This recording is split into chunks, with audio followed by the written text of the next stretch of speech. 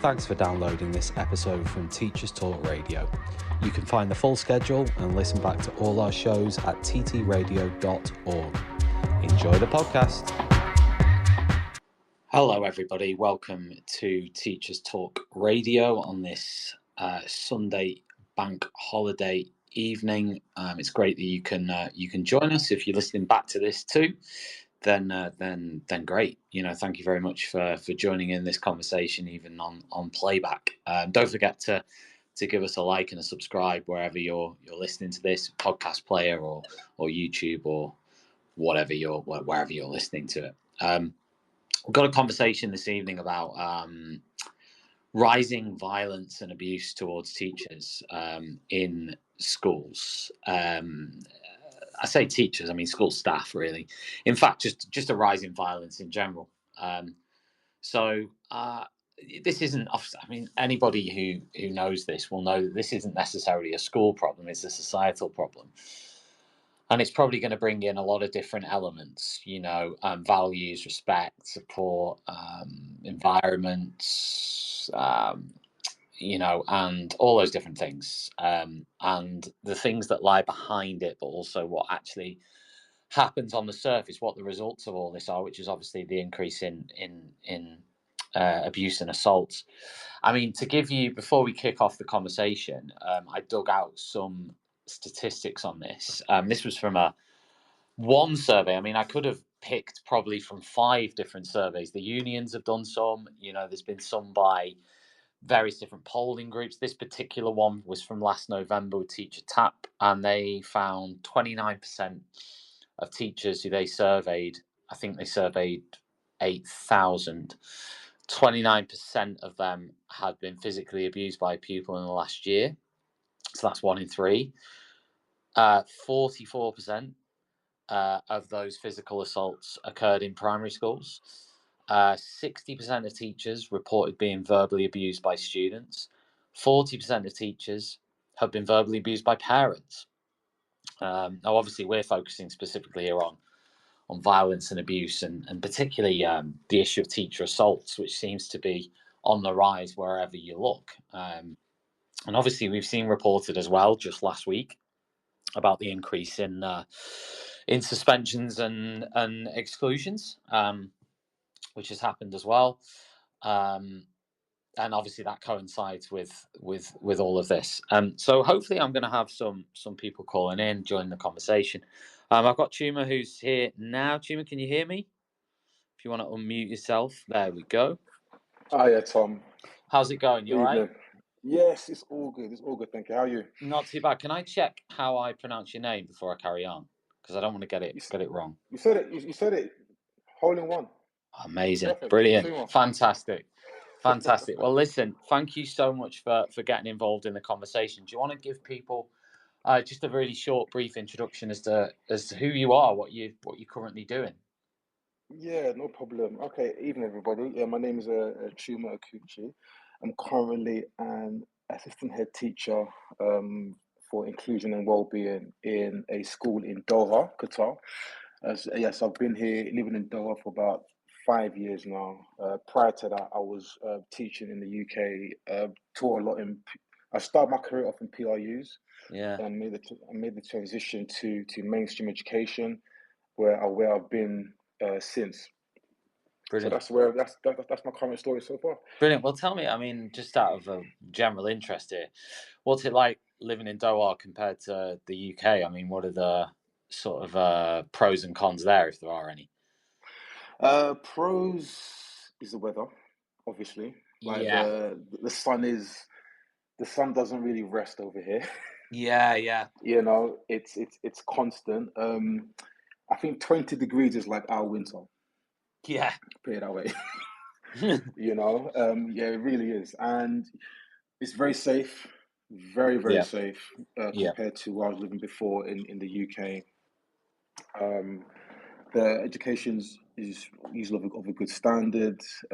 Where I'm at in Doha, obviously, there's a lot of wealth, right? And I work in a private school, so there's untold amounts of wealth, and we experience some of the issues that come with that. Sometimes with affluent neglect, sometimes a bit of expectation is very high. Like there's like a demanding nature that can often you can often experience, but in general, it's quite good. It's quite good. The people are amazing. I work with a lot of Qataris. They're amazing as well. And I think one of the biggest cons here is we we don't get the quote unquote protection that we're used to back home. Yeah. Right. So it literally could be here today, gone tomorrow. Yes. Do you see? Yeah. Yeah. There's No, I there's mean, no such I've thing as worked. I unions. work Yeah. internationally again at the Right. moment, and I had a stint working internationally. I'm okay. I was in Europe, but I had another Yeah. stint back in 2016-17 working internationally, and yeah, I mean, the amount of times in my first stint international where people just got fired. Right. You know what I mean? Like, there's no sort. I mean, in the UK, it would have been sort of a long, drawn-out process with lots of different Absolutely. things happening and all the different appeals and all the rest of it, and would have been done in a certain way. Whereas I think internationally, it can be a bit more like the Wild Wild West. In fairness, Yes, yes, yes, 100%. So it's literally just about just managing the day to day, just having faith in what you do. It's the same things in terms of doing your job professionally with integrity, with character, and just leave the rest. Just do yeah, that, and then yeah, you should be okay. You should be but yeah. okay. To be fair, if you do your job, well and you're professional enough, then Yes. you shouldn't encounter a problem. But yeah, but it is a weird one, and it's I guess slightly scary in a way. But yeah, it's one of them. Anyway, let's move on to this topic of rising violence and incidences of sort of aggression towards teachers by students, which, as I mentioned, the statistics at the beginning, and thank you very much to those people who've joined already, and hopefully we can connect Andrew as well, who's here. He might need to connect on his mobile phone potentially, but we can see how we go. But yeah, I wanted to start with you. What you thought the factors were, sort of, is this a new problem, or is this a problem that has always been there but is now publicized way more? You mentioned earlier on, you said that it's not just a school issue, it's actually a societal one. Yeah, And I think you couldn't be more right. And, when you look at a school, schools often are microcosms of society, right? sure. And what we're seeing now in schools an is a reflection and even an increase in the amounts of incidents that happen in society. So we're seeing outside of school, we're seeing, robberies increase, Yeah, people getting their phones taken, just brazenly in broad daylight. We're seeing, we're not seeing effective deterrence at all. We're seeing young people get charged. I've seen this personally in working in the Peru. People get charged. They get 4 years, for example, but then they'll serve half. Like, and they laugh about it. And then when you look at what's happening in schools now, it's like the stats that you read off earlier on from the Teachers Tab. That is actually quite shocking, yeah. to be honest with you. Well, yeah. I mean, Because it was 1 in 3 in that particular survey last November who said yeah, he'd been physically abused by a pupil in the last year.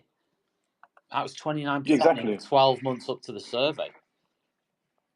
That's a lot, It's isn't it? absolutely wild. It's absolutely wild. And also, I think on that Teacher Tap statistic you were showing as well, it said that I think 40% of teachers were abused by parents. Verbally abused Verbally by abused, parents. right? Yeah, Verbally abused by parents, right? And yeah, that is shocking. yeah. It is a high number. It is a high number. I mean, 40% said they've been verbally abused by parents. I mean, yeah. I mean, I'm into year 18. I'm just trying to think back for me, my sort of experiences of sort of this sort of thing. I don't have anything on the sort of physical abuse side of things. Probably the most I've sort of personally experienced would be sort of more like attempted intimidation, if that makes sense. More like sort of invading your space a little bit, right? In maybe an uncomfortable way. But in terms of actual, like an attack or anything like that, no, I've not personally experienced that. I don't think I've seen it in any of the schools I've worked in, but I would be unsurprised had it not happened to somebody, based on some of the schools I've worked in as well. So me not seeing it is really not an indication. I wondered whether you've seen anything in schools you've worked in, Chuma, that in your career so far, anything you've seen or experienced yourself along those lines. Yeah, well, you know what? Well, what I can say is, even to your own experience of just young people trying to intimidate you, step into your personal space, and what you find is that can often be the precursor to the next stage, which is the verbal and then the physical. I've been assaulted before. I've had it working in the PRUs. We've seen lockdowns. We've seen experience young people coming in to school high on drugs. Yeah. And very, very distressing scenes. And when I look back on that, I think the way we try to normalize it is quite interesting, because we used to think, okay, we're working in a PRU, we're working with young people that are vulnerable, that have been through negative life experiences. So this is part and parcel of that experience. We signed up to be here. So this is one of the, it's like when you say we're signing up to join the army, right? Yeah. One of the things we're going to face is we might get shot at, and there's this notion, this idea that that's what we signed up for when we work in the PRU. And need a smarter way to teach? Wish your lessons had more impact? Eduflix.com. Stream educational films for teachers and students in or out of the classroom. Keep students engaged. No ads, no distractions. Try it free for 30 days at eduflix.com/try. Use code TTR. Get 50% off all orders made before June 1st. Eduflix.com. Hi secondary school teachers, we're Apps for Good, and we give schools like yours free introductory computing courses.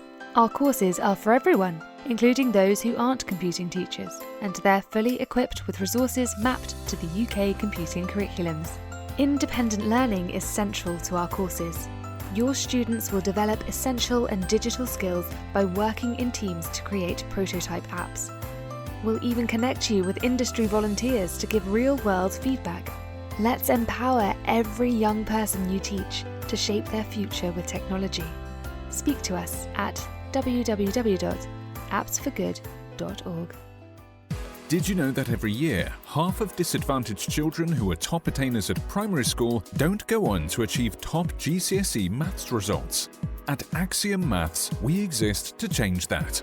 Our fully funded program helps schools nurture young mathematicians through weekly face-to-face maths circles, where pupils tackle challenging and exciting problems outside the national curriculum. With just under £3,000 annual funding, expert training and quality resources, we give schools everything they need to inspire the next generation of mathematical thinkers. Want to make a difference? Visit AxiomMaths.com today and join over 400 schools delivering maths circles across the UK. This show is brought to you in partnership with John Catt Educational, publishers of professional development books and resources that support great teaching and learning in schools around the world. Don't miss out. Level up your professional development today and visit johncattbookshop.com to explore the full range of titles. Use the code JCTTR2425 for 20% off your order. Happy reading. You know, when I look back on it, It's dangerous, isn't it? It's very dangerous. Idea. Very dangerous. You know, but it's common. What you've just said is so common. I worked in a PRU once, and I was only there for I must have been there for like 4 weeks, maybe 6 weeks max. It was something like that. It was back in. We're going back now to 2016 sort of time, early 2016. But it was a proper, you know, it was a full on sort of environment, and some of the stuff that went on, the way the staff responded to it, there is that thing of things become normalized. The expectation level sort of changes. Now, there'll be people who would say, well, it has to change, and it's right to change based on the trauma or the difficulties that the kids have faced, etc., etc. But me going in there, it did sort of it didn't necessarily open my eyes to behavior, because the behavior is what I expected to see and encounter to a point, right? Yes. But what it did open my eyes to was the reaction to that behavior in that particular place. This is not, by the way, this is not like insulting those teachers, by the way, or the way they were doing things. It's really not. Yeah. It was just the way. Some of it was probably the way they were being told to do it, and you know, and I don't know. It was like somebody, like I've got vague memories of it, but I'm pretty sure a kid like smashed up like loads of stuff, right? Like smashed up a whole room basically, and it's like there was no real. I suppose they've gone through a process to get there. I mean, I will touch on this later in terms of what the hell do we do, right? Which is the whole thing. But let's just stick on the experiences part. But yeah, I totally get what you're saying from that side in terms of what they said to you. Yeah, it's pretty mad. It is, and you know, I look back and think a lot of the times, because you're working in that environment, you get to empathize with the young people. You get to know them in a way maybe the professional or teachers in the mainstream environment didn't. Yeah. Right. And I often thought, because we work in such close proximity to them, and we have small classes, you get to, you know, use the time, the increased contact time to develop close relationships with these students. So you get to see them. So you get to see who they really are. So, yeah. You know, I know that when, like, for example, like the young girl that assaulted me, like, yeah, even to this day, I'll say, like, she's still an amazing person, like, and that was our character. Yeah. Even to this day. Yeah. Do you know what I mean? Yeah, and even though it was awful, it was terrible, and it was completely uncalled for, because I knew what she'd been through, and we know what these young people are going through when they get excluded, etc. We just tend to, again, like I said, like, normalize it, because we know them. We give them a chance, right? Yeah. And no, I get it. It's not good. It doesn't do anyone any good. Put it that way. That's what I've come to learn from this. Yeah, I think Andrew's managed to join us. Andrew, are you there? With a bit of luck, maybe. Don't know if Andrew can hear us yet. Maybe not. I don't know if. Now.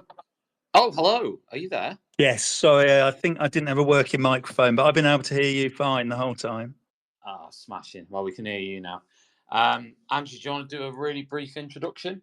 I'm Andrew. I'm a maths teacher. I write the Andrew Old's Education Battleground blog. Perfect.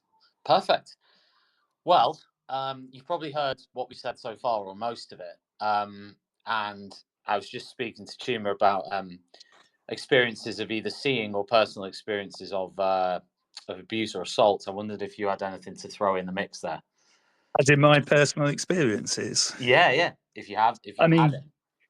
When I started teaching, it was in the noughties and mainly in Coventry, and I'd say assaults on teachers were fairly common. Coventry had a policy of no permanent exclusions, and in practice that meant cover up any really serious incidents. I'm 6'3", and back then I was fairly young, so I don't think I got the worst of it. Just a bit of pushing and shoving, but it was definitely intimidating, and it was definitely excused and normalised.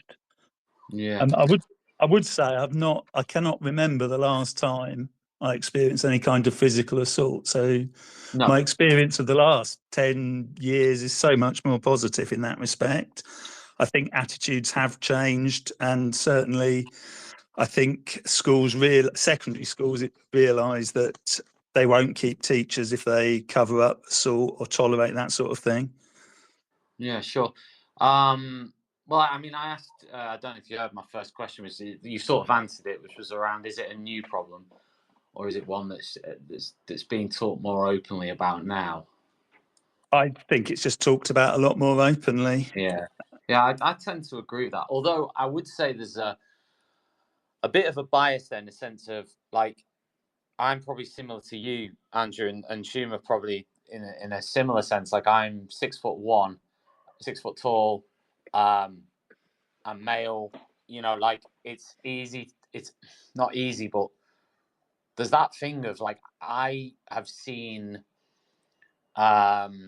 women colleagues being, they've had an experience which they should have never had in a school, like walking around corridors thinking, oh my God, there's like big groups of, year 11 lads sort of hanging around, and they can't walk down a corridor because they're worried about XYZ and all that sort of stuff that I've just not had to worry about. Right? I mean, we can touch on this later, this whole thing, because we've heard so much recently, haven't we, about misogyny and about, sort of attitudes towards women staff and that sort of thing. And in fairness, when I've looked back, I've gone, do you know what? That has really been a thing. And in some places I've worked, and in some ways I've not been a part of it, but I've been a bystander probably a little bit, and I'm probably someone who does get involved more than the average. But even I've looked back and gone, do you know what? That was bad. Don't know if either of you have any thoughts on that, but yeah, it's just a wider thought. I think schools vary a lot as to who gets targeted for poor behaviour. So I think the most violent school I was in, the violence tended to be aimed at men, and intimidation aimed at men. Yeah. There wasn't any street cred in trying to intimidate women. Okay. On the other hand, I've known colleagues that have had really horrible experiences of misogyny. Yeah. But I think sometimes it's secondary. The physical assaults are perhaps a bit selective in who they go for. And I don't mean that they'll necessarily go for a man that's 6'3", but there's still more satisfaction in intimidating a man than a woman. Right. Can I ask, Andrew? You spoke earlier on about Coventry in your experience in the noughties. What was the parental attitude to abuse, verbal abuse in particular? Or did you find that they were supportive, or did you find that it kind of is reflective of the recent stat that we mentioned earlier, with 40% of teachers saying that being verbally abused by parents? Was it similar or was it different? I found it differed between schools. That the second school I worked in had a more challenging intake, and I think it had more challenging parents. The first school I was in, I found parents often didn't believe that we were tolerating such terrible behaviour. So I think it does depend a bit on intake, how much parental support you get. And I think some of the most out of control pupils were out of control at home and in school. Right. But sometimes it just becomes a culture of the school, and you get these children that are behaving well at home and then they get into that peer group and that anarchic environment, and their behaviour is completely different. Just, I've got a question. I'll let you have like 30 seconds to think about it, but I was going to ask what you thought some of the root causes were behind the increase in aggression towards staff. And, you know, we could talk about behaviour policies, sort of home life, societal attitudes, a mix of things. I don't know, but that's what I'm going to ask you next. Just before, while you think about that, I'm going to thank our sponsors, which is John Catt Educational. So if you haven't heard of them, they're a leading publisher of professional development resources and books for teachers around the world. You can order one of their books from anywhere, even Doha. You can get books sent out there, and you can get 20% off by using the code JCTTR2425. And yeah, you can order as many books as you want. So check out johncattbookshop.com. Andrew, I'll start with you then I'll come on to Chuma. This idea of what the root causes are behind the increasing aggression. I mean, that's if you agree there is increasing aggression, because obviously we've just discussed that, you know, we're not 100% sure that it's got worse, but the surveys definitely suggest it's a problem, right? So what's your thinking in terms of what the root causes are? I mean, I definitely think it's a problem, but my experience hasn't been one of increasing aggression. Yeah. Okay. But what I've tended to experience is the difference between schools, that in the schools I've worked in the last 10 years where it hasn't been a problem, it was taken incredibly seriously. And, you know, I named Coventry and the Noughties for a reason, because it was their school that had that policy where I saw all the worst behaviour. Chuma, any thoughts? Yeah, I mean, Andrew raises a good point. Yeah, the school intake, the school location, the demographic, all of that plays into it. It is a big factor. You know, I tend to look back at my own experience as well, and you know, verbal abuse. The school I went to, verbal abuse was something that was almost like taboo, right? And the Yeah, when you were a students, kid, you mean? yeah. I mean, I went to a school in Enfield in North London, and you know, it was a taboo. And don't get me wrong, certain students did talk back to their students, verbally abuse them, but those were the exception, right? And even then, it was like I said, it was just taboo. Like we knew that it was something bad, right? Yeah. But when I've subsequently gone through my career into teaching, for me, it is something that I've just seen more and more across a number of schools that I've worked in. Like I said, when I was at the PRU, I then transitioned to mainstream, and I did that purposefully because I was doing a master's at the time. So I went to work for an agency, and I wanted to work in the variety of schools in London, and I did that. And whether it's an increase or just a more common prevalence of abuse, I did see it quite a lot. And what shocked me was just how normal it was, how, you know, a lot of students just weren't shocked by it. You know, we could see when I was growing up, we would see a student that would abuse a teacher. We'd be shocked by that behavior. We'd be shocked. But going around different schools, like that same shock, it was just like I just see just the norm, and it was just like it's a cultural thing now. So I'm not surprised that teacher retention rates are where they are right now. I really am not, because I think the pupil behavior is a big issue, and I think it's a lot to do. A lot of it's to do with the deterrence, the lack of deterrence, lack of effective deterrence, the lack of fear of a deterrent, and also the blame that's put onto the teacher as well. The teachers often looked down upon, like, as if they don't have behavior management control or experience. So for me, it is just down to, again, what deterrents are in place.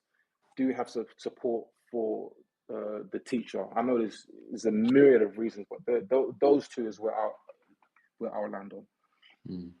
Andrew, any thoughts on that? What Chuma said? Well, on any, no, I mean, as I say, I'm still feeling optimistic in the sense that the experience I had were quite a long time ago and in a particular circumstance that doesn't exist so much in secondary schools at the moment. But surely the survey results that are coming out from like unions and other survey bodies, surely they are alarming. Like 30% of teachers saying they've been assaulted in the prior 12 months to filling it in. And that was a survey of like 10,000 teachers. I mean, I think that is alarming, although I'm sort of aware that within that, it's more commonly primary than secondary. Yes, it is, yeah. But that doesn't and I make think it better. Perhaps that might be the important focus when it comes to whether the overall numbers have increased.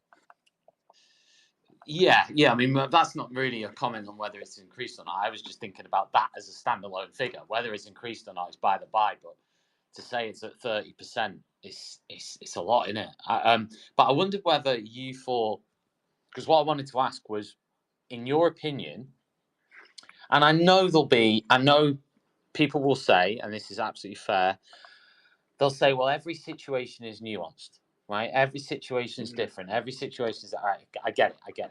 But what sort of support do teachers need immediately after experiencing aggression or violence? What should be happening?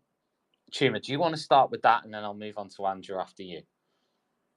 Yeah, of course. First thing they need is, goes without saying, we need to make sure that the teacher's well-being, right, is looked after. We need to make sure that's recognised. We need to make sure that the teacher believes and feels that the school has their back and ready to support the teacher. So a lot of the times I've gone through experiences with colleagues where they've been in situations where they've been abused, and sometimes people don't even report things, Tom. Yeah. Some teachers don't even report things because they're just not confident that they're going to get the support. I'm going from my own experiences, right? That they believe that they're going to be scrutinized. 100%. What did you do? How did you say it? Why did you say it? Right? Don't you know this child? Have you looked at this child's passport? Don't you know that you can't speak? Do you see? Right? And that negative experience means that the next time it happens, one, you've just really affected that teacher's confidence, and it means that if it happens again, they're not going to say anything, or they'll be reluctant to. Yeah. So, yeah. I mean, I know you've just actually triggered a memory of mine. I knew an ECT a couple of years ago. She's still teaching now, actually. She may be a head of department now. I'm not sure. I can't remember. But this was during either training year or ECT. It was early on, and she had a classroom door open while she was teaching, and a kid walked past and chucked a chair at her, which hit her shin, really hurt her shin. No, fortunately, no serious injury beyond like bruising and it really hurt. But there was that sort of thing of, I don't want to take this further. And I remember saying to this teacher, like, why do you not want to take that? Really, you don't want to take that further, because that to me is pretty serious. But she really didn't want to do that. I remember at the time she didn't want to do it. And part of that was because she was worried about sort of kicking up a fuss and the results of sort of her making an issue out of it for herself and, maybe with the kids as well. Because that's the other thing you need to remember. If you raise an issue as a teacher, and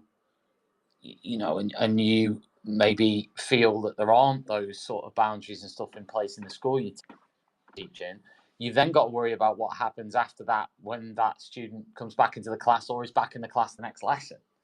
Right. So anyway, for a variety of reasons, she didn't do anything. But I remember feeling really bad for her at the time. I remember thinking, what the hell's going on? So you've just triggered that memory, actually.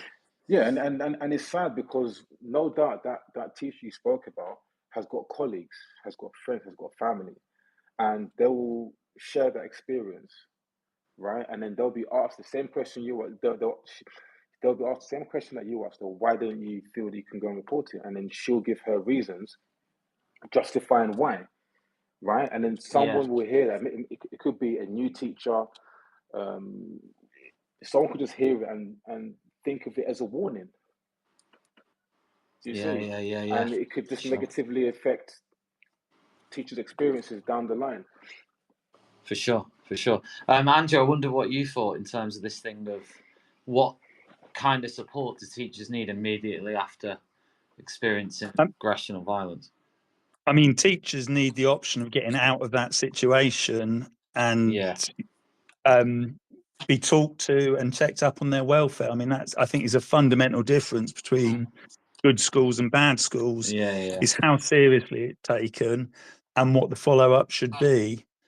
So I again, thinking back to my own experience in the noughties, it would often be the case that I could have an experience of violence, and the only follow-up I was meant to make was record it on a behaviour database. Yeah.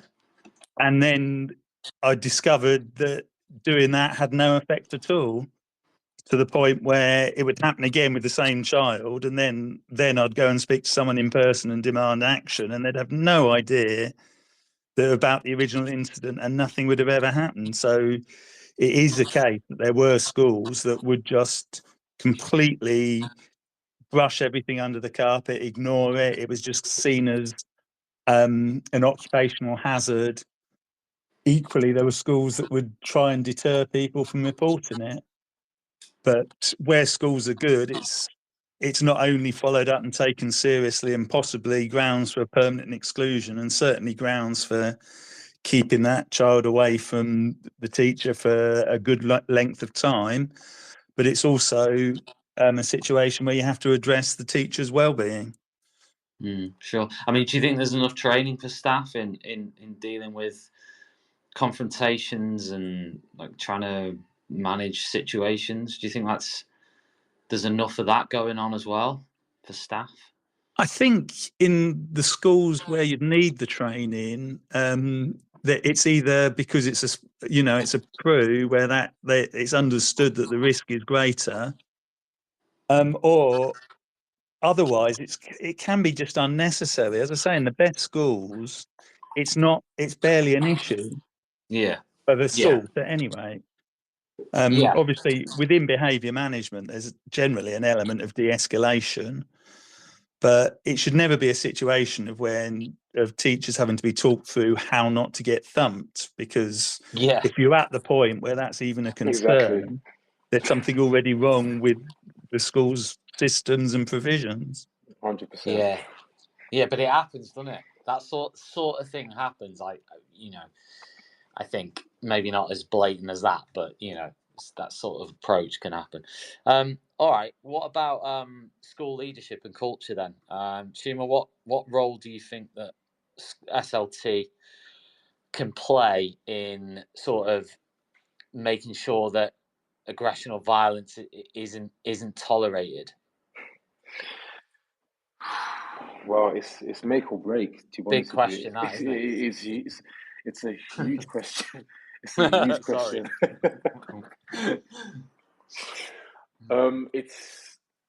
It's everything. It starts at the top.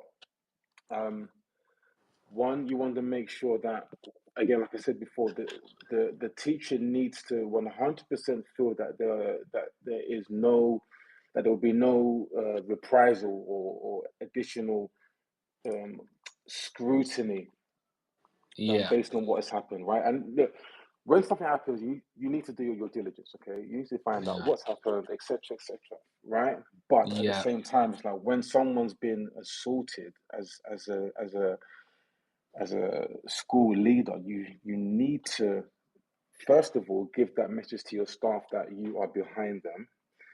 And then secondly, you need to give the message to the young person and their family that this behavior is not going to be tolerated, right? No matter how much we like you, no matter how influential you are, how rich you are, right? That this is not the sort of behavior that we tolerate in our school community.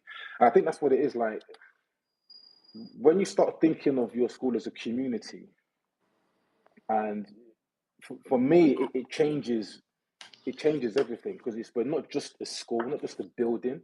We are a community, and we have values and norms that we have to abide by. And and these values are there to protect everybody, to make sure everyone can thrive. And if you go against that, or you harm someone, then there has to be a consequence, and it has to be made clear it does have to be made clear for everyone to see. I'm not saying you. I'm not saying you hang someone up in the public courtyard, right? And Yeah. I'm not saying that at all. Or no, I'm just saying people, the staff member needs to be aware that this is what's happened. This is how I've been supported. This is what you've done to ensure that this will not happen to me again. This is what you've done to ensure that my safety is valued by you. And the family needs to understand that this is what you've done to show us that this behavior is not acceptable, no matter what I say. Because a lot of the times, parents, again, they make the arguments, and unfortunately, sometimes as school leaders, we can acquiesce to our parents. And when we do that, it doesn't end well. Sure. Andrew, anything you want to add? Oh, just before you do, thanks everyone for the comments. Mr. Taylor has said, I think there's a lack of training and leadership in colleagues' well-being, recognizing, analyzing, and doing something about it. It's an interesting comment. April has said, normalization of abuse is one of the main reasons why teachers don't report abuse directed at teachers. Prior literature shows that less than 40% of ADT is reported. ADT, abuse directed at teachers, maybe. And yeah, so there's a couple of comments, so keep the comments coming in. Yeah, Andrew, any thoughts on the leadership thing? Well, I think that just reflects on on leadership of the system as a whole. I mean, thinking back to schools where violence was common, it often occurred in situations that wouldn't even arise in the better schools. So it would often be a case where a child needed to be removed from a classroom and there was no system for it, and it would just, they couldn't be removed. Or it was often a case that there was no proper system for dealing with children that walked out of the class. So a teacher may stand in the way in the hope that that would deter them walking out. Equally, it would often be unsupervised corridors and things like that. So sometimes it is just prevention that's the leadership responsibility. So that comes back to an interesting point, though, about things getting, this idea that things have got worse. Because there'll be people out there who will say, and I'm not saying this is good or bad, but there will be people out there who will say, everything positive that we've discussed so far is just based on compliance. So the idea that a school is in inverted commas good, behavior in a school is in inverted commas good, and therefore the kids are more compliant potentially, but the behaviors themselves haven't necessarily got better. Does that make any sense? Like, that it's not really getting at the core issues. It's more sort of just, it's not a bad thing, by the way. Compliance is better than non-compliance, right? But I don't know. I'm just trying to dig into the bigger issues at play. I don't know. May I throw something in? Oh, April, welcome. Yes, I did invite you in. I didn't realize you joined. Yes. Yeah. Thank you for having me. A little bit of background. I am a 17-year secondary teacher throughout the States, and then I came here for my PhD, and I've been teaching at the university level for the past 2 years. Yeah. This is my area of expertise, and so much of what you're saying, I've not only experienced in my own career, but also throughout the literature, and then through my own recent survey of it. What's one of the core reasons that we're finding for this phenomenon, abuse directed at teachers, comes down to reactive perpetration, where the student feels like they have been offended in some ways, which is directly linked back to their own prior incidents of trauma and ICE scores, if you're familiar with ICE. So this idea that it is sequential and it does all come together, and that's why you see some things hitting a higher statistical level in schools that are perhaps more challenging environments than others, which has been mentioned several times. Very much is shown throughout academic literature and all of the studies. But from what we're seeing and from what my own studies show, it has significantly jumped post-pandemic. And all of us that are in the classroom know that teaching prior to the pandemic and teaching post-pandemic are two different worlds. So what you're experiencing, these things have all been proven, even going down to abuse is different in lower ages versus higher ages, and the types of abuse are different. And do you have any information on that, the types? Oh, absolutely. It time after time after time, you see abuse types consistently exhibited. And if you think about levels of maturation within the brain, it follows it exactly. So children that are younger and have a lesser ability to communicate. Now, whether or not that's based in age or whether or not that's based in some sort of ASN where they don't have the language skills needed, you end up with more physical acts of violence. So opposed to what the media is telling us, because of course media wants the sensationalist, they want the ratings and to sell the papers and what have you. More acts of violence occur in the younger ages, specifically using everyday items as weapons, scissors, books, that sort of thing. Yeah. And then the older ages, as they gain this ability to wield language as a weapon itself, you see more cases of threats. You see more cases of trying to intimidate people. One of the gentlemen mentioned the difference in between females and males within the classroom and how misogyny plays a role in this abuse. Well, that was me. Yeah, absolutely. Misogyny is now one of the more predominant forms of verbal abuse. Because is it? Yeah. It is. It very much is going along the lines also of now sexual harassment. Yeah. But for a student to square up to me, being a 5'8" female, and especially when I started teaching at 21 years, 22 years of age, their willingness to square up to me is different than their willingness to square up to the gentleman that was talking about. He's 6'3" and he was right. I mean, that's different situations. That's a different world apart. And if they feel as if they can get away with it, then they do sometimes. And with school leadership that does not take an active hand in this and does not support their teachers, and that has been shown time and time again, that if the school leadership does not support the teacher, it actually increases incidences and occurrences of abuse. And I'm not going to speak as to exactly why that happens, but if you're not supported and everyone knows you're not supported, then it is more likely to happen again. Yeah. Andrew, do you want to throw in anything on what April said?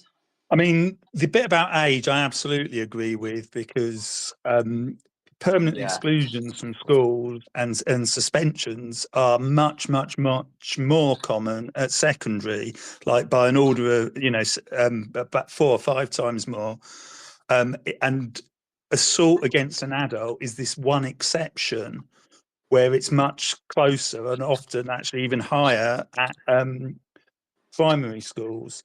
So I think there is an element of younger children are more likely to resort to violence. Then I think with that, there's also an aspect of it being taken less seriously. Agreed.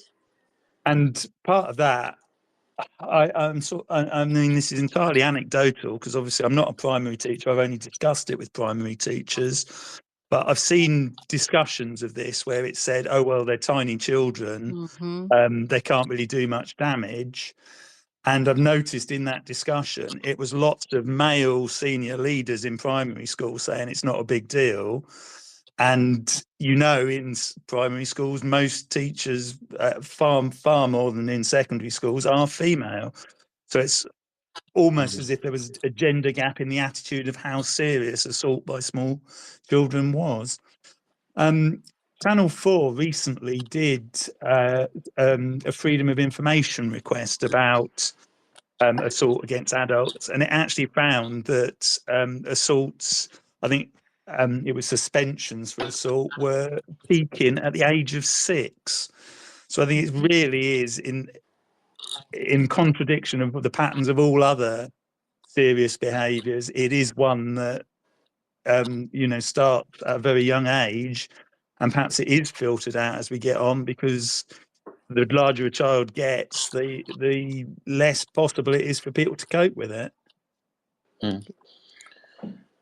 That said, I'm not going to credit too much of it to trauma, because I think that's often used to remove responsibility.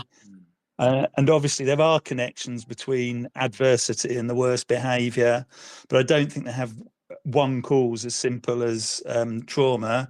And I think I assume it was ACEs, adverse childhood experiences. I think that's an extremely blunt instrument. I mean, I know if you count up all sorts of minor risk factors and add them together, you will get a significant correlation, but I think that sometimes doesn't identify individuals' causes, and I think you can read too much into it if you say, oh well, the connection is through the mechanism of trauma, particularly as trauma is not as well defined as it once was. I mean, it once meant a physical injury, and now it can be, you know, it's used to cover things from the most serious life-changing experiences to what we would have previously called stress.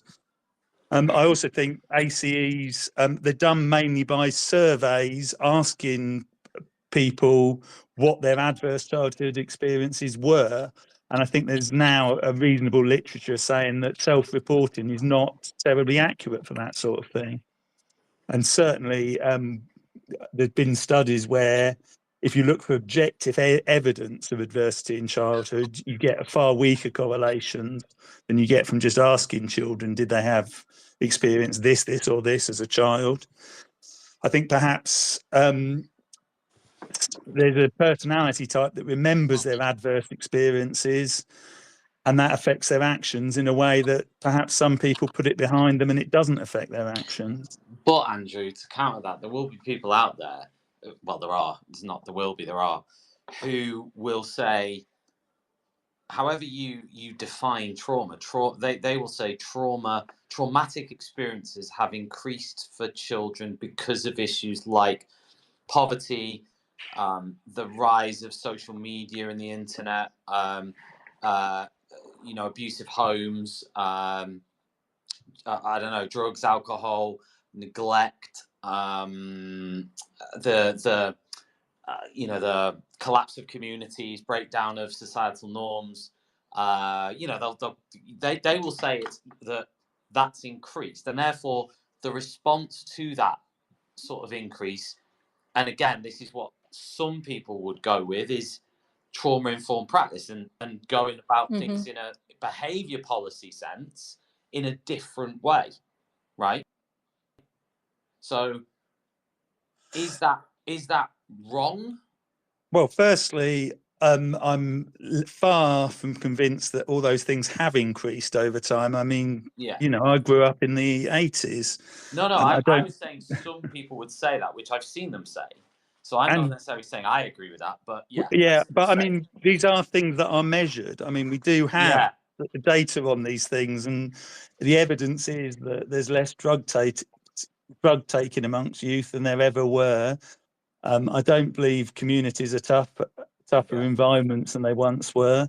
I don't know off the top of my head the figures for domestic violence, but crime as a whole is much lower than it was 20 years ago. So I think if you're going to make trauma the root cause of an increase in assaults, you have a difficult task to prove that there's been an increase in trauma, but then it's a difficult task to prove there's been an increase in assaults. Tumour, I'll come to you. Anything to add in? It's difficult because I understand the calls for, you know, trauma-informed practices. I do think it's important to be able to recognize and take time to accept and see some of the negative experience or the adverse childhood experiences that some of these young people go through. I do. It's funny because having gone through that transition from Prue into mainstream, I really struggle to see where teachers get the time to embed that into their practices. And I just believe that also what makes the difference, what I've seen that makes a difference is routine for some of these young people, routine, empathy, compassion, but also firm boundaries. Do you see? So whereas at the Prue, we had the time to make allowances, you could say, for some of these young people and what they're going through. But I tell you what, going from an environment where I had 8 students in the classroom to now where I've got 28 students in the classroom, right? Yeah. I completely understand, and I saw a different perspective because, you know, there were 28 kids, and there were 2 that would be, just say, having some sort of negative traumatic experience, like defective behavior, and those two could easily ruin the educational experience for the other 26 children and that teacher. Do you see? So, and there isn't also where can the teacher get the time to really immerse themselves in trauma-informed practice when they've got 5, 6, 7 periods a day? They've got to do duty, then they've got to do data when they get home. They've got to do planning. It's really tough. So again, from my own experience, what teachers can do is, again, have the empathy, have that firm boundary in the classroom. Be firm but fair. Be compassionate. You know, and after that, it's very tough because some students will unfortunately go down that path of exclusion, and it's tough. It's tough. Yeah. It really is. Yeah, April, I mean, do you think that, and I'll come to Andrew on this as well, would harsher penalties for assaults on teachers make a difference? Like custodial sentences, for example? Or is that something that you think, no, we need to move away from that? Well, I like the immediately previous gentleman that was just talking have come from very violent schools. I taught just outside of the Chicago Public School District, and I firmly believe there is a place that trauma makes children, and I use that term to include everyone from 5 to 18, more sensitive to reactionary behaviors. And we know that a lot of ADT is based in reactionary behaviors. Is it the sole reason for this abuse occurring? Absolutely not. But I don't think with any phenomenon within the classroom, you're going to find a single sole reason and be able to pinpoint it and say, this is the cause. But as far as, is there a way to best react to it as far as on a disciplinary basis, I can tell you from a research basis, when it is purely a disciplinary situation, that it is more likely to occur again, and it is more likely to increase in severity. So at the beginning, let's say perhaps it starts off as verbally abusive, and then it escalates. Or it starts off as verbal intimidation and then escalates to physical intimidation, which escalates to a physical attack. So we do know that it escalates when the only way it is addressed is by disciplinary based, so exclusion. There is not the research to say anything besides teacher training helps to address it. Is that going to stop the teachers being abused? No. Coming from that situation, it rips my heart out to say that. But the only model that has been shown for training, both within higher education and then within career-based means, is prevention, reaction, mitigation, and mitigation being short term. So make sure the teacher's okay physically, and then long term, make sure the teacher's okay mentally, and then deal with the student. But there is not something exactly from academia and from research that tells you what is. We know that dealing with the student on an emotional basis, why was this done? How can we work through it? Let's say perhaps more social emotional does help. And we know that some areas with restorative justice will help. But usually that's more on the basis of a verbal abuse situation and not a physical abuse situation. So sadly, I can't say that there's a single element here that's going to be perhaps the magic pen that stops all this. Andrew, what about this idea of harsher penalties for assault? I think it's a mistake to conflate the criminal justice system with the school system. And that's not to say that serious assaults in schools shouldn't be reported to the police. Yeah. It's just, I think in the first instance, the most important thing is that teachers and other pupils are safe from the violent pupil. So, I'm usually one to talk about the routines and the punishments, but I think, proper violence in schools is such a serious matter, particularly when it gets to older children, that you're not thinking about how do we punish it. It's how do we 100% prevent it? And that does often mean removal from the school. I'm very much a supporter of schools' right to permanently exclude. And that doesn't mean abandoning the pupil. It does mean a specialist environment, and it does mean interventions later on. Yeah. But in a way, I think assault is so much the top end. I think perhaps the only other thing, assault against adults is so much the top end. I think really there's very few other things that are as serious as the serious assaults, perhaps bringing in weapons or dealing drugs. But other than that, I don't think there is much that's comparable. And that is the situation where permanent exclusions are likely to be absolutely necessary. And it shouldn't be seen as a disciplinary matter. You don't permanently exclude so much to punish the child as to prevent everyone in the school from being in danger or living in fear. Yeah.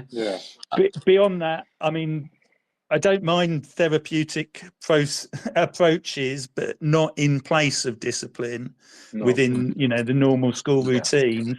And I'm also sort of aware that as far as research goes, the old, early 20th century idea that you'd get into the deep woods of somebody's childhood and realise what it was that made them act out is not, now seen as the gold standard in therapy, and that it's remarkable that some of the most effective methods for changing behaviour, particularly, with delinquency, crime, and the most extreme behaviour, are not based on finding the causes. They're based on teaching the skills to change the behaviour. Cognitive behavioural therapy and the like. So I'm always sceptical that, if we just talk through this, we'll find the cause, but also just looking for a biological cause like trauma. I mean, it always seems very kind to a pupil to say, it's not that you're a bad person, it's your biology that's done it, and your biology is a result of trauma. But getting that as a scientific evidence is not easy at all.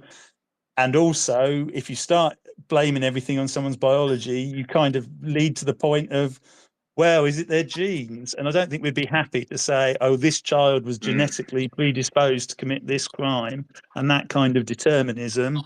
I think at some point you have to engage with, firstly, the assumption that they chose their actions, and secondly, that if they didn't choose their actions, then that's way out of the normal scope of what schools do, particularly with older children, who you would hope by that point have some restraint acquired. Yeah, got you. Do you have anything to add in there? Yeah, I very much agree with what Andrew said, and also April with regards to, prevention. Now, with exclusions is the last resort. Schools are not just gonna, unless a child is brought in a knife, for example, then yes, they will be excluded. But more often than not, we have counsellors, restorative conversations. They're built in. They should be built into that process of discipline, of trying to help to correct and improve a pattern of behaviour. We have 2 counsellors in our school right now, and we have 4 sites. We have 2 counsellors that work across 4 sites, right? I think every school should have at least 4 to 5 counsellors, school counsellors, working on site, being able to be part of the first response process for these young people. It's so important. We need to get as many counsellors or mentors, learning mentors, as we can in schools. Like a good, solid team. You might have, for example, a pastoral team that consists of head of year, deputy head of year for year 7 and then year 8. We need that same amount of personnel in school counsellors, right? That can be able to work 100%. This is part of that prevention process. Yeah. Right. It's crucial. A lot of the time, just give a child the opportunity to be listened to, talk through their behaviours. Yeah. Talk through the behaviours, talk through the actions, and then make them make the right decision in the future. But again, it's the resources, the huge lack of resources in our schools. It's hard to be preventative when you go. Yeah, and I suppose I don't actually disagree with anything you've just said. I suppose my only thought is, where do you draw the line on what you are going to spend? Because unless you just say we are just going to have, like, you could even go all, the sort of full end of that is any child in a school, because it's very difficult to say, well, if you're displaying sort of negative behaviours, you can see a counsellor, right?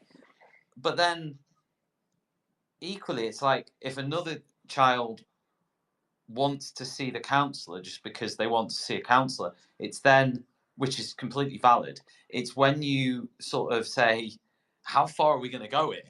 Do you know what I mean? Like, because... Need a smarter way to teach? Wish your lessons had more impact? Eduflix.com.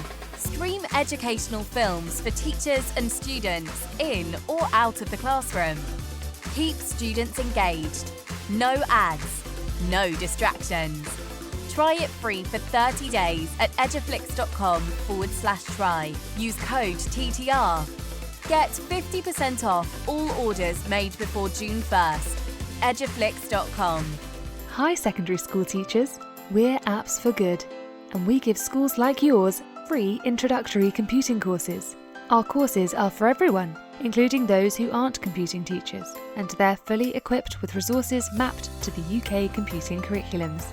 Independent learning is central to our courses. Your students will develop essential and digital skills by working in teams to create prototype apps. We'll even connect you with industry volunteers to give real-world feedback. Let's empower every young person you teach to shape their future with technology. Speak to us at www.appsforgood.org. Did you know that every year, half of disadvantaged children who are top attainers at primary school don't go on to achieve top GCSE maths results? At Axiom Maths, we exist to change that. Our fully funded program helps schools nurture young mathematicians through weekly face-to-face maths circles, where pupils tackle challenging and exciting problems outside the national curriculum. With just under £3,000 annual funding, expert training and quality resources, we give schools everything they need to inspire the next generation of mathematical thinkers. Want to make a difference? Visit axiommaths.com today and join over 400 schools delivering maths circles across the UK. This show is brought to you in partnership with John Catt Educational, publishers of professional development books and resources that support great teaching and learning in schools around the world. Don't miss out. Level up your professional development today and visit johncattbookshop.com to explore the full range of titles. Use the code JCTTR2425 for 20% off your order. Happy reading. Because I don't know, it's a lot in it. I mean, even 4's a lot for a school, like full-time counsellors. But I don't actually disagree with what you've just said. I don't actually disagree with it. I mean, what's your pastoral team like, right? So ideally, you'd want your pastoral team to work closely with your inclusion team, for example, right? And on your inclusion team, you may have your SEND professionals, your school counsellors, and your pastoral team will have your head of years, deputy head of years. And I guess if you just have those conversations between the pastoral team, just say teachers, then it'll help you be a lot more discerning with regards to the students that actually need to see a school counsellor versus the student that just needs to have their head of year check on them every day to find out how they're doing. Do you know what I mean? I think it's about that communication, increasing that communication and knowledge of your students. I mean, I actually know a school that actually completely stripped out the inclusion unit. They actually literally, because the too many teachers were complaining about being undermined, and they literally got rid of it. They got rid of the team. I think there was like maybe 2, 3, 4 in the team, and they just stripped the team out and went back to just had a year, a sort of traditional pastoral system, behaviour policy, and that was that. I'm not saying that's... I wonder how that worked out. Well, I don't know, actually. I don't know how it worked out because I wasn't there, but I don't know how it worked out. I think it worked out better, but I also think this was around the time of COVID. It may have happened before COVID, actually, but as we previously mentioned, I mean, that changed a lot of things. So it's hard then to compare before and after if that happened, if you know what I mean. But yeah, I don't know is the honest answer. But it was an interesting thing that I know happened anyway. But actually, I don't disagree with your central idea. I wondered, but Andrew and then April on Tuma's thoughts about school-based counselling. I think quality is more important than quantity. I mean, there's a good amount of research and evidence on amateur therapy making problems worse. And some of that is when it comes to behaviour problems and criminality. I think we're too willing to assume that good intentions are enough to turn someone's behaviour around. And so I think a lot of resources end up being wasted on interventions that either don't work or even make things worse. So it's not that there doesn't need to be any psychological support, but it needs to be evidence-based. And counselling and therapy that are non-evidence-based can be worse than their absence. But I think that's what happened in this case, Andrew, that I was saying as an example. That's, from what I was told, that's exactly what was going on. So they just... I mean, if you're talking about an SEN department or SEND department... Well, I think it was termed an inclusion department. It wasn't quite that, but yeah, anyway. So it was behaviour related, but therapeutic rather than disciplinary. Yeah. That's not what you want. Yeah, exactly that. April, I don't know whether you've got any thoughts on that sort of one of Tuma's solutions. I mean, none of us have got solutions, but yeah, one of his ideas. Well, I categorically agree with Andrew that good intentions don't overall change student behavior. I agree with that 100%. I think anyone that spent longer than 6 months in the classroom would agree with that. With that being said, I think if you have properly qualified clinicians, that they can help to get students from a point of dysregulation to regulation. There's a difference in between learning how to make sure you are in control of the emotions and blaming your actions and emotions on other factors. I'm not uh, illegitimizing any of these other factors. There's lots of different traumas out there, but there's a difference in between regulation and dysregulation.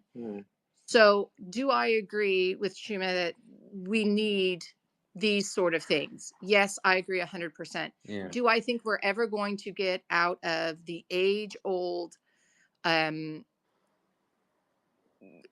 call for more resources to go to schools? No, I think that is going to be something that is present in all of our careers for the rest of our lifetime, and probably the people that I'm teaching in ITE right now. Yeah. So if we threw just tons of money at the problem, do I probably think there would be a turnaround? Yes, but I think that could be said for every problem within education. So I do think that there is a place for counselors.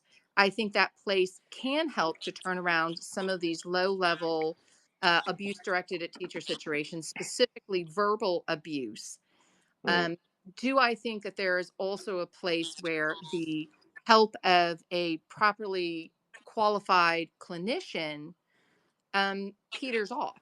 Yes, again, 100%. I think that is also a very reasonable statement. And from the research, that has also been proven. Now, do I think that there is a place for lack of a better term, let's say authoritarian discipline after that, exclusion primarily? If this is a question of safety for the teacher, safety for the other students, then we need to keep those two elements of safety as highly ranked as the questions of, is exclusion good or bad? Because safety for everybody else is just as important. There are schools outside of what everyone's going to call the norm that can help these students more appropriately and better. So Yeah. I mean, what's one realistic change that could be made tomorrow that might reduce violence in schools within a year? Is there one? A realistic change? Yeah. I hate to say anything in politics is realistic. Yeah. What we can say is, as soon as people recognize that this is ongoing, and that it's not just a teacher that has an inability to manage their own classroom, because classroom management and abuse are two vastly different things. I mean, in Chicago, April, what were your experiences there? I'm guessing they were potentially quite heavy. Yeah, in the States, abuse is viewed differently, mainly because we call it expulsion. Yeah. And that is considerably more accepted of a practice than it is here in the UK. Do I think that is in the best interest of most students? No. I disagree with the majority of what my nation has done. With that being said, what we do know is that, I'm trying to find a way to say this helpful.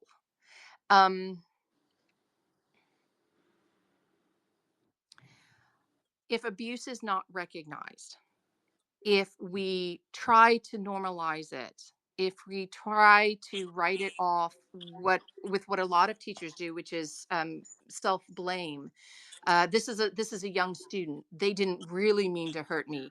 I couldn't really have been hurt by this young of a student, or using other reasons to excuse the behavior. We're not doing the student any good.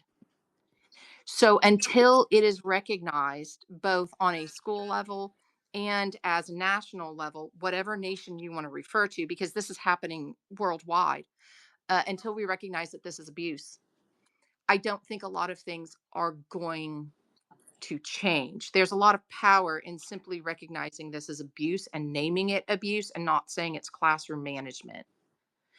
A teacher can be fired for a lack of classroom management, but fear of retribution after being abused is not helping the teacher. It's not helping the profession. It's not helping the student. It's not helping the school.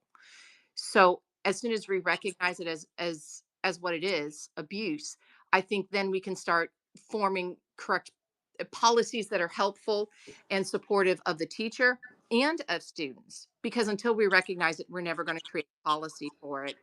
And right now, there's a plethora of different methods and techniques out there to help teachers with classroom management and with different sorts of trauma and with all of these other things, but none of them are focused towards abuse within the classroom. So right now, relying upon de-escalation techniques and saying that will fix it all is looking at a third of the problem and sticking your head in the sand for the rest. So I think the three things would be: one, we need to recognize it as abuse and then create policy for that. The second thing is, I think we need to realistically look at the training that we're giving teachers, not only pre-service, but in service, so that we can give them something in their toolkit to effectively manage this, and not only talking about preventing or reacting, but then how to respond to the teacher that has been victimized to it, that they're not then falling prey to what I used to talk about, the staff room talk. And all of us know what that is, where we sadly talk about other teachers behind their back, and it's not a good thing, but it does occur. So until we stop blaming other teachers for poor classroom management, or they said this, or they shouldn't have said this, be realistic, I guess. I think the way in which we react to it. So I don't think there is a fast approach and way to diminish or even slow abuse directed at teachers. I think it's long, and that's a horrible response, and I realize that, and none of us want to think of this as a long-term problem. But how many things in the educational sector are really turned around in 3 months, 6 months, of course. in the entire sector? Just before I finish by asking Chuma and Andrew about that very question, just want to thank our sponsors once again tonight, which is John Catt Educational, who are leading providers and publishers of professional development books and resources. You can visit johncattbookshop.com and get involved. Any number of professional development books on there for you to enjoy. And of course, thanks everybody for listening live. If you're listening back to this as a podcast as well, thank you. Don't forget to like and subscribe. Drop us a review if you can as well.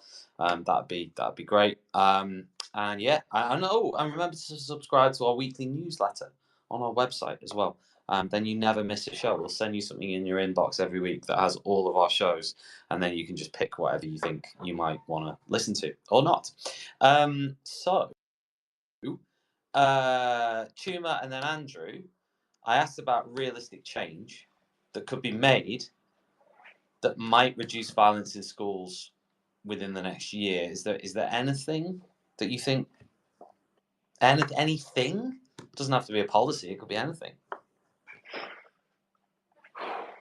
Tough one, but I'll tell you one thing. Yeah, very tough. But honestly, I honestly believe that if we don't address bad behavior or unwanted behavior, then we create the context for it to repeat and repeat and repeat and eventually increase. And it's like what April was saying, we have to just see it and call it what it is. We're talking about abuse, right? Abuse, verbal abuse, we have to see it for what it is and deal with it accordingly, right? And that means not really making any excuses, because at the end of the day, it's like we look at the law, right? I know we spoke about not trying to conflate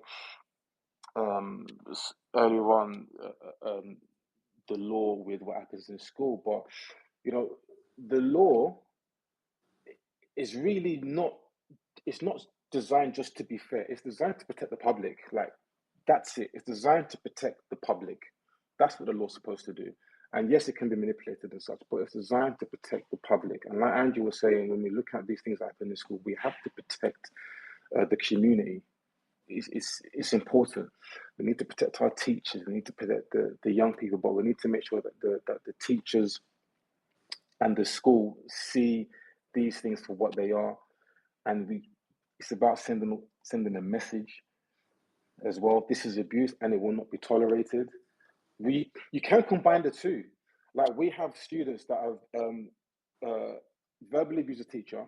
They get the exclusion, right? So they get the 2-day exclusion, right? And then we have the conversation between the pastoral team and the inclusion team, right? If it's a child that is on our what we call our TLC list, for example, right?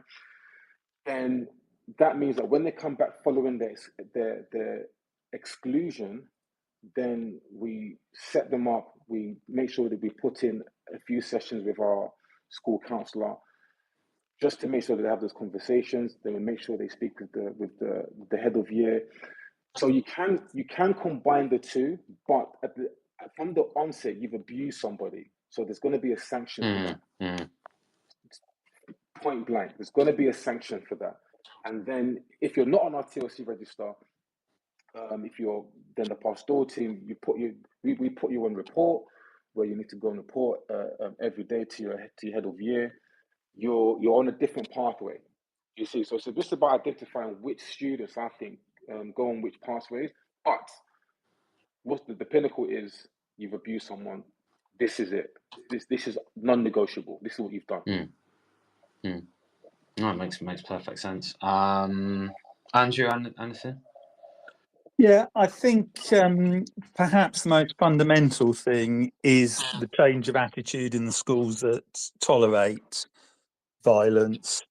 And, you know, I talked earlier about working in Coventry in the noughties, and it wasn't until April was talking about putting resources in that I remember, you know, I realised I hadn't talked about the context of that. That was the era where the official policy was inclusion, and it was viewed as meeting needs by not ever excluding. And that was a policy that, you know, became more and more controversial as schools became more and more violent during that period. So I think, and now, as I say, I don't think that's as normal as it once was, but there are local authorities that boast of trying to cut out all permanent exclusions. There are even a few schools that boast of that. And I think that needs to be dealt with first. The places that are creating incentives to tolerate violence, they need to be stopped from doing that. Beyond that, I think there needs to be an evidence-based revolution in interventions over behaviour. At the moment, it's very much based on folklore, hearsay, the trendiest ideas. It was an interesting word April used earlier of clinician, because the thing that always comes up in these discussions about the causes of behaviour are often very medical sounding words that no actual doctor, certainly no psychiatrist, would identify as a genuine mental illness, and it wouldn't be in any diagnostic manual. And then somehow it creeps into some of the less qualified types of clinician, and then as you get further down and within to the point where you're only talking to educationalists, you get all sorts of crankery and things that are just not science. It's not helped by often putting behaviour issues under the SEND umbrella. Not because I mean, I definitely believe that behaviour problems are a special need, but I think looking at them as a disability is often a really, really unwise way to consider them. Particularly as that often, if someone has a disability, you assume that they don't control it. Whereas often with behaviour, the most important thing to establish with a child is that they do control it to some extent, and to help them work at controlling it better. Thank you all so much for sharing your views tonight. It's been really, really interesting. Yeah, really, really interesting. Just such a big topic, especially at the moment. So thank you very much indeed. So yeah, I'm actually going to be back tomorrow at the same time, 6 p.m. UK. Tomorrow I've got Catherine Burblesing.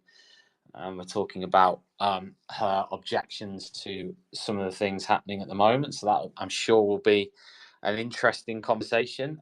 Tomorrow at 6 on Spaces again. If you want to fetch this up as a podcast, it will be published as a podcast via Teachers Talk Radio. So just make sure you drop us a subscribe. Obviously, if you've listened back to this via a podcast player, then thank you very much for sticking with us for the duration. And yeah, I'll be back tomorrow. So see you all soon. Thanks, everyone.